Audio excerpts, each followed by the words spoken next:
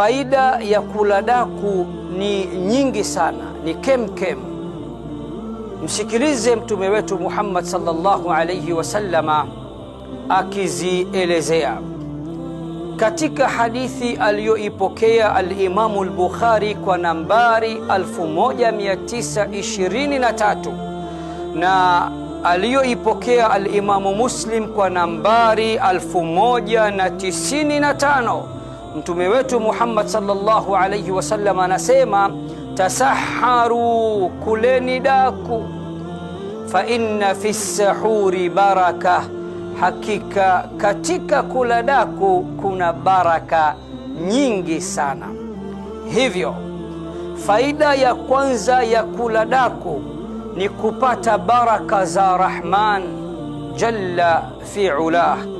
Faida ya pili, Muislamu ukiamka usiku wa manane kwa ajili ya kula daku, utakuwa umetofautisha baina ya funga yako na funga ya ahlul kitab, kwani mtume wetu Muhammad sallallahu alayhi wasallam anatuambia, inna fasla ma baina siyamina wa siyami ahli lkitab akalatu sahar, hakika tofauti baina ya funga yetu sisi Waislam na funga ya ahlul kitab ni kula daku.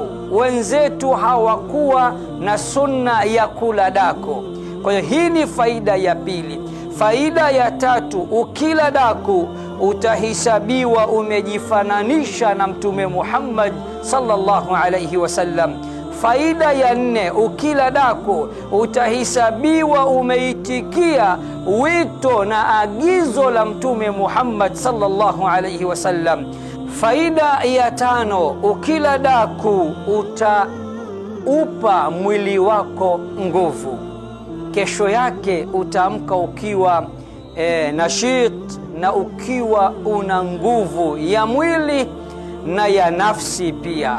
Na faida nyingine ya kula daku, walaji wa daku wanaswaliwa na Allah jalla fi ulah na malaika wake. Anasema mtume wetu Muhammad sallallahu alayhi wasallam katika hadithi iliyo sahihi, inna Allaha wa malaikatahu yusalluna ala almutasahhirin, hakika ya Allah na malaika wake wanawaswalia walaji wa daku.